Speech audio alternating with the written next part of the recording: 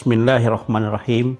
Alhamdulillahirrahmanirrahim. Wassalatu wassalamu ala asyrafil anbiya'i wal mursalin wa ala alihi wa sahbihi ajma'in. Subhanaka la ilma lana illa ma 'allamtana innaka antal alimul hakim. Rabbi shrah li sadri wa yassir li amri wahlul 'uqdatam min lisani yafqahu qawli. Assalamualaikum warahmatullahi wabarakatuh.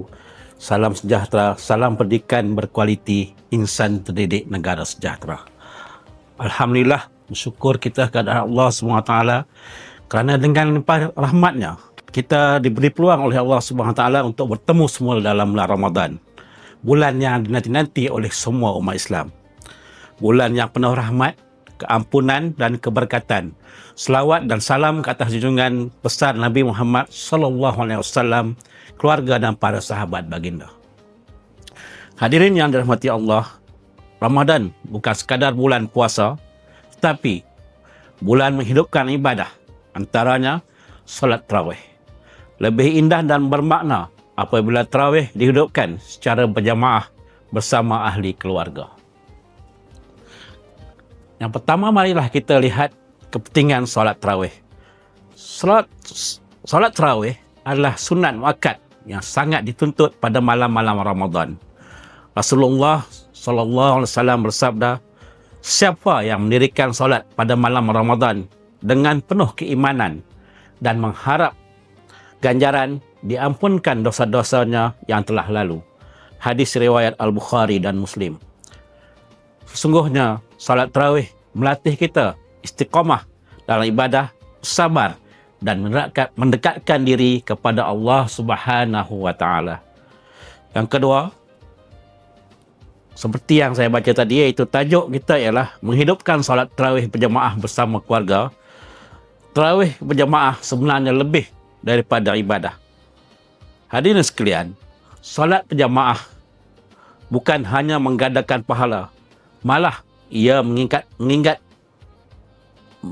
hati dan menguatkan hubungan kekeluargaan.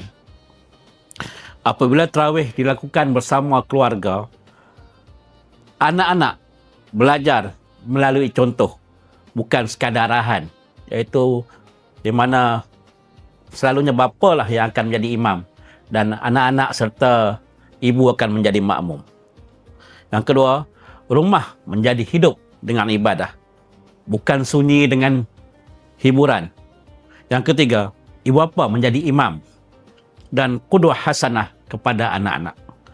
Rumah yang dihidupkan dengan solat akan dilimpahi sakinah dan rahmat Allah Subhanahu wa taala. Yang ketiga, kita lihat peranan ibu bapa dalam menghidupkan solat tarawih di rumah. Ibu bapa adalah pemimpin dalam keluarga. Rasulullah SAW bersabda, setiap kamu adalah pemimpin dan setiap kamu akan dipertanggungjawabkan terhadap pimpinannya. Antara peranan ibu bapa, yang pertama, mengajak dengan lemah lembut anak-anak untuk solat tarawih, bukan secara paksaan. Yang kedua, menjadikan solat tarawih sebagai aktiviti keluarga, bukan beban. Yang ketiga, membaca surah-surah pendek agar anak tidak merasa berat untuk bersolat tarawih. Yang keempat, memberi pujian dan galakan kepada anak-anak. Ingatlah, kesan didikan ibadah ini akan kekal ataupun istiqamah dalam ingatan anak-anak sehingga dewasa. Cabaran dan cara mengatasi. Kita akui ada cabaran jika ingin melaksanakan solat tarawih secara berjemaah di rumah.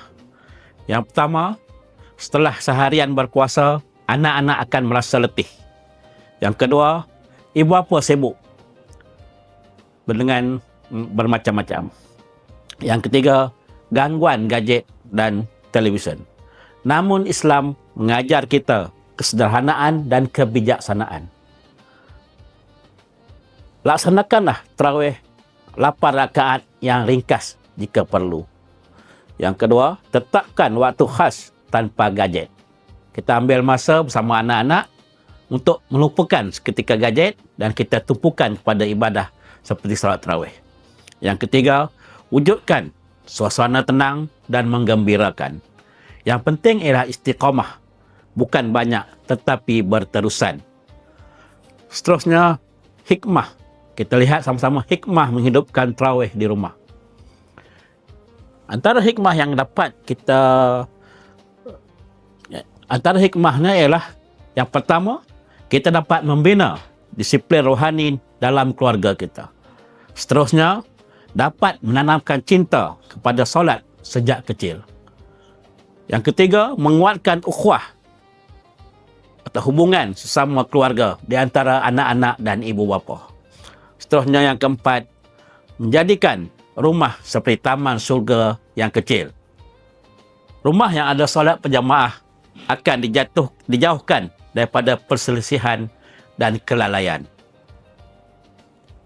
Hadirin yang dirahmati Allah, marilah kita jadikan Ramadan kali ini lebih bermakna dengan menghidupkan solat tarawih secara berjamaah di rumah ataupun bersama keluarga.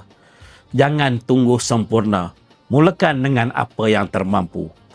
Semoga usaha kecil kita ini menjadi sebab turunnya rahmat, keampunan dan keberkatan Allah ke atas keluarga kita. Saya rasa itu sahaja untuk kali ini. Apa yang baik itu daripada Allah Subhanahu Wa Taala, apa yang lemah itu daripada kelemahan saya sendiri. Sekian, wabillahi taufiq wal hidayah. Wassalamualaikum warahmatullahi wabarakatuh.